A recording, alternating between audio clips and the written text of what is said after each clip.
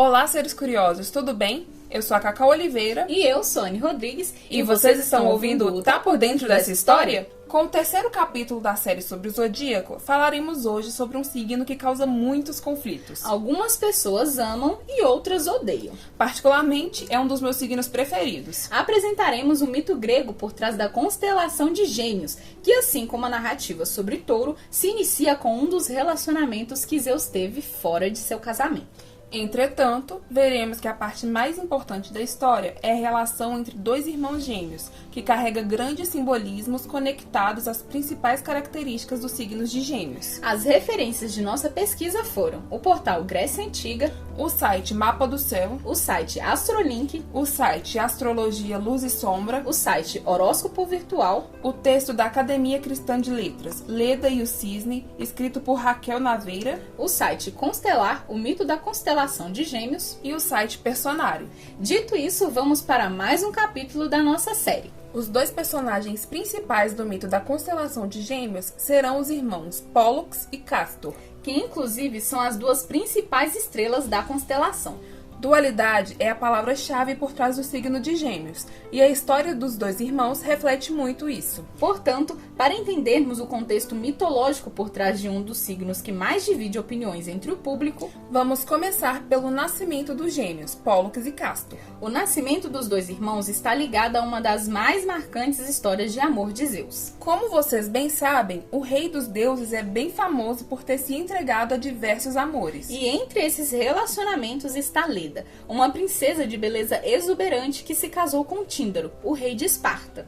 Depois da noite de núpcias com o rei, Leda foi se banhar nua em um lago. Zeus imediatamente se encantou pela moça e decidiu que a seduziria. Entretanto, ele sabia que a recém-casada era muito fiel e jamais trairia seu esposo. Então, assim como vimos durante o rapto de Europa, Zeus armou mais um de seus planos. Só que dessa vez ele se transformou num animal mais gracioso que um touro. Zeus se apresentou a Leda como um cisne. O deus se transformou numa linda ave de plumas brancas, postura imponente e determinada, e se aproximou suavemente da jovem que se banhava. Leda ficou perdidamente encantada pela bela e deslumbrante criatura, e quando se deu conta, Zeus, em forma de cisne, já estava sobre ela. E tomada por um misto de surpresa e fascínio, a jovem se entregou a ele. Um tempo depois, Leda deu à luz a seus filhos, gêmeos não idênticos, porém não foi de uma forma muito comum. Leda, assim como um cisne, botou 2 ovos. De um deles nasceram Pólux e Helena, filhos de Zeus. E do outro nasceram Castor e Clitemnestra, filhos de Tíndaro, o esposo de Leda. Aliás, curiosos, essa Helena, irmã de Pólux, é aquela Helena da famosa Guerra de Troia. Mas isso é história para outra hora. Então, voltando ao nascimento dos gêmeos, Pólux era um semideus e Castor era mortal. Porém, isso não trouxe desavenças entre os dois. Muito pelo contrário. Os gêmeos eram inseparáveis. E além de muito unidos, Castor e Pólux eram muito habilidosos. Eram poderosos guerreiros e cavalheiros incríveis. Os dois estiveram presentes em 2 das mais famosas aventuras coletivas da mitologia grega: a caçada ao javali e a expedição dos argonautas. Ah, pessoal, uma curiosidade é que os gêmeos Pólux e Castor são conhecidos também como Dioscuros, que significa filhos de Zeus. E por falar em aventuras coletivas, os gêmeos são os personagens principais em uma aventura menos conhecida, mas que é muito importante aqui para nós. O rapto das Leucípedes, que relaciona-se a um antigo costume da Lacônia, o roubo da noiva. É a missão que contextualiza o surgimento da constelação de Gêmeos. Nessa parte da história entram mais alguns personagens, como Ílara e Febe, que são filhas de Leucipo, rei da Messênia e irmão de Tíndaro, e, portanto, primas de Pólux e Castor. Os outros são mais 2 irmãos, Idas e Linceu, filhos de outro irmão de Tíndaro, então também eram primos dos Dioscuros. Castor e Pólux tinham uma grande rivalidade com seus primos Idas e Linceu. E quando Ílara e Febe foram prometidas em casamento a eles, os Dioscuros decidiram roubar suas noivas porque também se interessaram por elas. Como Castor e Pólux ofereceram ao seu tio Leucipo um presente melhor do que aqueles que os primos tinham dado, ele aceitou e cedeu a mão das meninas a eles. Acontece que Idas e Linceu planejaram se vingar dos Dioscuros, e durante uma briga tensa que tiveram, Idas acabou matando Castor. Nesse ponto, encontramos duas versões para a narrativa. Na primeira delas, Pólux se vinga de seu irmão e mata tanto Idas quanto Linceu. Na outra, Idas mata Castor e Pólux mata Linceu, mas fica ferido. Então Idas aproveita para atacar ele. Porém, Idas é fulminado por Zeus, que desce do Olimpo e conta a Pólux que era seu pai. Portanto, o jovem era imortal. De qualquer modo, Castor acabou sendo morto e Pólux não podia aceitar a morte do irmão. Então, ele pediu desesperadamente a Zeus, seu pai, que concedesse a imortalidade a seu irmão também. Zeus não poderia fazer isso, mas ficou muito angustiado ao ver a aflição de seu filho. Então, deu uma dádiva ao filho. Pólux poderia compartilhar a imortalidade com seu irmão. Por causa disso, um dia Pólux ficava no Olimpo e Castor no Hades. E no outro, Castor subia ao Olimpo e Pólux ficava no Hades.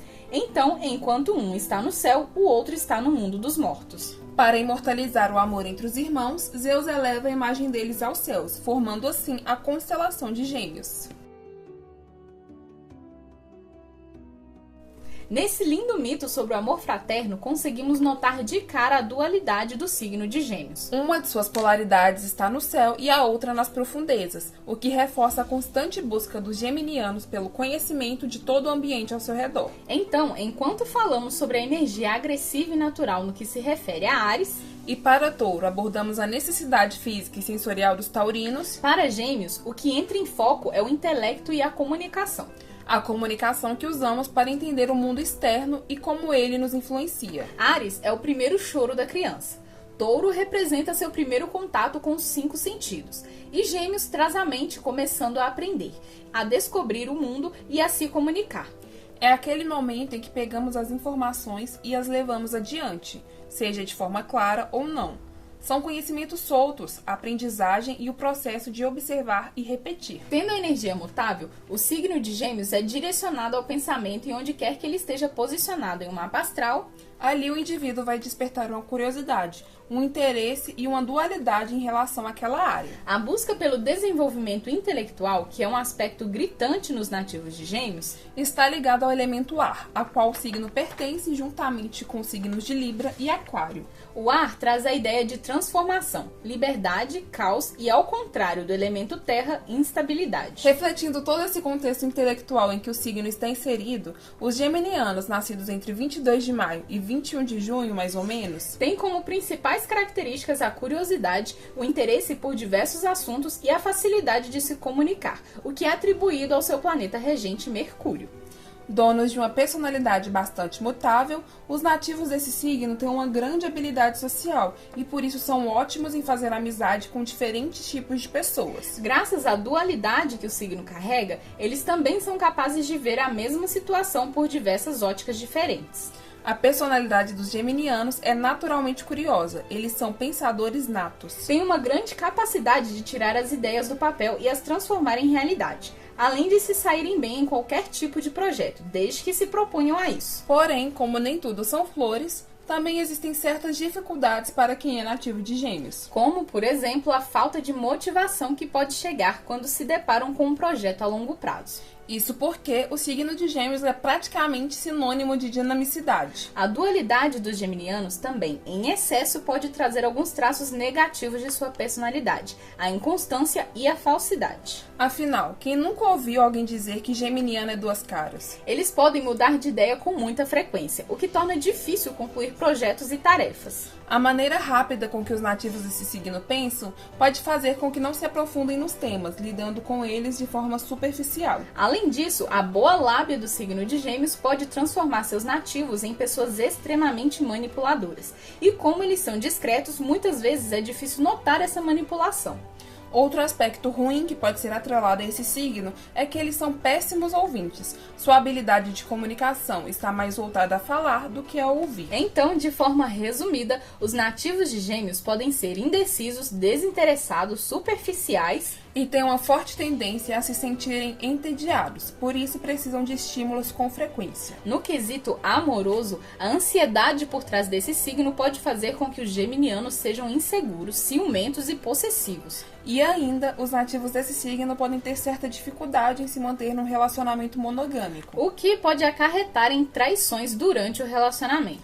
Por outro lado, os parceiros geminianos são muito charmosos, companheiros, flexíveis e organizados. Também são descontraídos, alegres, criativos e divertidos. Ah, e por falar em aspectos do signo de Gêmeos, Lembram daquele signo sombra? então, o signo sombra ou oposto complementar de Gêmeos é Sagitário, onde o signo de Gêmeos encontra a necessidade de estabelecer metas e objetivos. O que é difícil para o geminiano, já que sua personalidade volátil, adaptável e múltipla pode trazer aquela sensação de estar perdido ou em constante dúvida.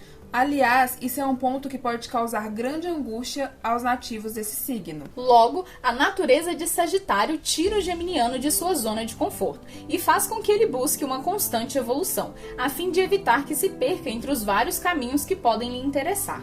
Então, curiosos, chegamos ao fim do terceiro mito relacionado aos signos do zodíaco. Até aqui, vimos o mito de Áries, que trouxe a história do velo de ouro, O mito de Touro, que abordou sobre o rapto de Europa feito por Zeus. e hoje descobrimos sobre a importância da fraternidade e da dualidade do mito de Pólux e Castor.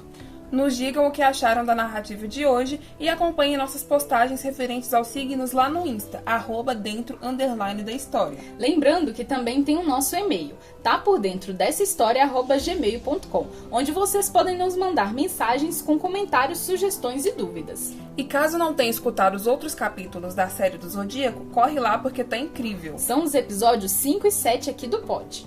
A próxima produção sobre os signos será a respeito do signo de Câncer. Então, até lá, curiosos! Um abraço enorme e até o próximo episódio. Esse episódio foi gravado por Carolina Oliveira e Flaviane Rodrigues. Roteirizado por Carolina Oliveira. Editado por Flaviane Rodrigues. E as artes do episódio foram feitas por Carolina Oliveira e Flaviane Rodrigues.